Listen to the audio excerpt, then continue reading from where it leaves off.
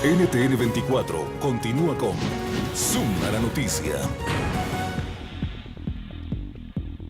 Un minuto tengo para las conclusiones, señores, y lo hacemos por reloj. Voy a empezar con el señor Sabatini y un poco por donde iniciamos este debate con nuestros otros invitados. ¿Qué le queda a la oposición? ¿Qué escenarios tiene que manejar la oposición en estos momentos, señor Sabatini? ¿Concentrarse en qué? Y sobre todo para no perder la efervescencia de esos casi 6 millones de votos que se pueden en el tiempo empezar a diluir. Bueno, primero vale la pena destacar que la oposición en cierta forma ha ganado en estas elecciones. Ganó Chávez, sin duda, pero lograron elegir su candidato a través de primarias internas abiertas, democráticas, y también lograron a presentar una campaña en una plataforma coherente y también, sobre todo, más importante, es programática, porque muchos... Seguimos debatiendo sobre ese tema y saludamos a Christopher Sabatini, él es director principal de política de America Society, que nos acompaña desde nuestros estudios en Nueva York, y desde Massachusetts saludamos a Javier Corrales, doctor en ciencia política de la Universidad de Harvard. Señores, bienvenidos, gracias por acompañarnos. Señor Sabatini, hablemos de esos 6 años más. ¿Qué significan esos 6 años más para Venezuela y también para América Latina de Hugo Chávez, y cuáles son los retos que tendría presidente Hugo Chávez en estos próximos 6 años? Bueno, Andrea, hay muchas implicaciones de las elecciones para Venezuela y para la región. Vamos a empezar con Venezuela. En el caso de Venezuela, la cuestión principal es ¿dónde va a girar Hugo Chávez? ¿Va a consolidar su revolucionaria bolivariana? Porque según las campañas y su plataforma, tiene algunas cosas muy radicales, como bien sabe el otro invitado Javier, que promete militarizar y centralizar el Estado venezolano con un Estado paralelo para poder continuar su revolución. Si él sigue en este camino, lo que vamos a ver es un proceso y un Estado mucho más radicalizado y mucho más al estilo modelo cubano. Ahora, el tema para él también es que se nota que ahora la oposición o la población con los 6 millones de votos, como bien dijo el ex candidato Capriles, eso significa un peso significante de la oposición que puede haber, y sobre todo a partir de las elecciones en diciembre, puede servir como una contrabalance a la cuestión y el momentum de Chávez para consolidar su revolución. Ahora, para la región, yo creo que hay varios asuntos. Primero, me imagino que los países de ELBA y el liderazgo de Cuba están respirando mucho mejor hoy que 2 días antes, porque ellos, el petróleo venezolano y el petronaje venezolano ha ayudado sobre todo a Cuba y los hermanos Castro a mantener su régimen vivo y actual. Sí. Ahora el caso el Nicaragua, el caso de Ecuador, el caso de Bolivia, la presencia, la continuación de Chávez les sirve para seguir con sus propias revoluciones en sus propios países. Sí, ahora pero también quiero subrayar que la victoria de Chávez, pero también la oposición, es importante, que eso significa por lo menos que por fin se note que hay una salida de esa crisis. Me imagino que Brasil y otros países están ahora mucho más cómodos con ese proceso. Ahora, señor Corrales, con todo lo que nos está diciendo el señor Sabatini cae sobre la mesa perfectamente. ¿Por qué?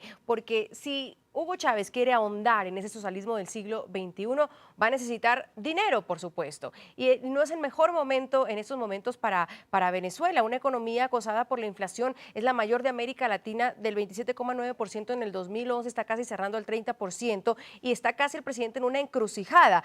O toman medidas de recorte y austeridad, o la economía venezolana entra en una peligrosa e imparable pendiente. Pero por el otro lado está seguir sosteniendo su proyecto. Sí, tienes razón. La economía venezolana no está tan bien como los números generales lo aparentan.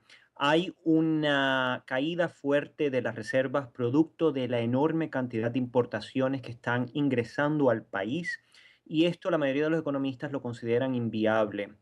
Lo que pasa es que tiene una solución más o menos rápida, y sería a través de una devaluación. Con una devaluación, el gobierno puede resolver su brecha fiscal y salir del hoyo. Ahora, va a causar una recesión, todo el mundo está de acuerdo. Y la pregunta que se está haciendo el gobierno económicamente es cuándo van a tomar la decisión de una devaluación, es decir, cuándo vamos a provocar la recesión inevitable. Y probablemente lo hagan después de las elecciones de abril del 2013, ya que ahí tienen una ventana que les permite tener esta recesión que les va a traer problemas económicos y políticos, con lo cual pueden prepararse para la próxima elección, que es la del 2015, la de la Asamblea Nacional. Pero efectivamente, aquí va a haber un año muy malo en el 2013. Señor Sabatini, hablemos de ese año malo del 2013. ¿Concuerda usted también con el señor Corrales que la economía sobre todo va a ser el talón de Aquiles de Hugo Chávez?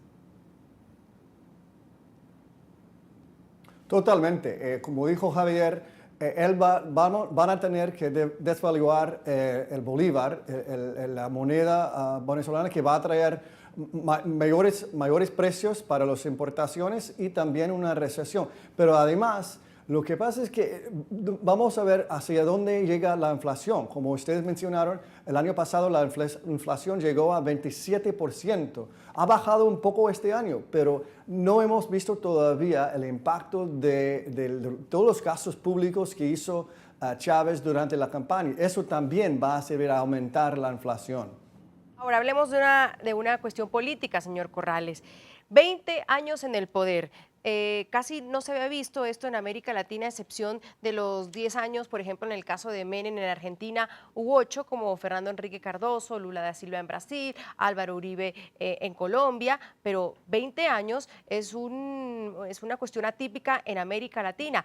¿Qué puertas abre esto para otros países, a los amigos de Hugo Chávez, al ALBA, por ejemplo? Buena pregunta. Déjame decirte que en Latinoamérica efectivamente no existe presidente que haya gobernado por tanto tiempo, mayormente porque existen restricciones a la reelección en la Constitución. Y Venezuela es el primer país que elimina estas restricciones, el primer país presidencialista de América Latina. Hay una ventaja muy fuerte a favor del presidente en ejercicio. En América Latina, de los 18 presidentes en ejercicio que han buscado la reelección, 16 lo han obtenido. Es decir, que sin existir la restricción constitucional, los presidentes en América Latina tienen las de ganar. Y esto es lo que estamos viendo con Venezuela.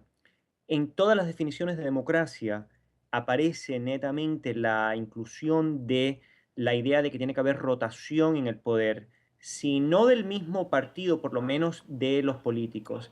Y como tú dices, Andrea, 20 años es insólito para América Latina democrática y veremos a ver qué sucede, cómo es que el sistema lo puede aguantar. Hacemos una pausa y ya volvemos con las conclusiones.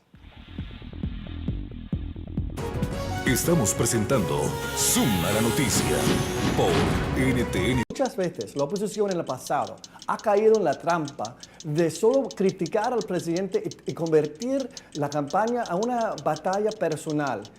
Enrique Capriles no lo hizo. Él presentó una campaña coherente y programática con políticas y críticas, no a Chávez personalmente, sino a las fallas de la revolución bolivariana. Entonces, eso también sirvió para atraer un sector muy importante de electores. Ahora, el reto para esta oposición va a ser mantener ese momento, mantener esa coherencia. Mil gracias. Vamos a ver si la mantiene. Señor Corrales, ya hablamos de la oposición. Hablemos de Hugo Chávez y una frase que quiero destacar de su discurso. Él dijo que quiere ser mejor presidente, cada vez mejor presidente. A un minuto de conclusiones que tengo por reloj, ¿qué significa para Hugo Chávez, con el país como está, ser un mejor presidente? Bueno, esa es la gran pregunta.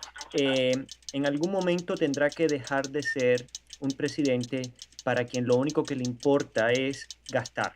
Esa ha sido su mayor virtud, esa ha sido su mayor carta de presentación, el gasto sin escrutinio ninguno de los petrodólares. Yo creo que un buen presidente tiene que saber hacer mucho más que gastar y tener que enfrentar los gravísimos problemas que él inclusive por primera vez está empezando a reconocer, que ustedes han mencionado, empezando desde la criminalidad hasta la catástrofe de la infraestructura y la baja de productividad del petróleo.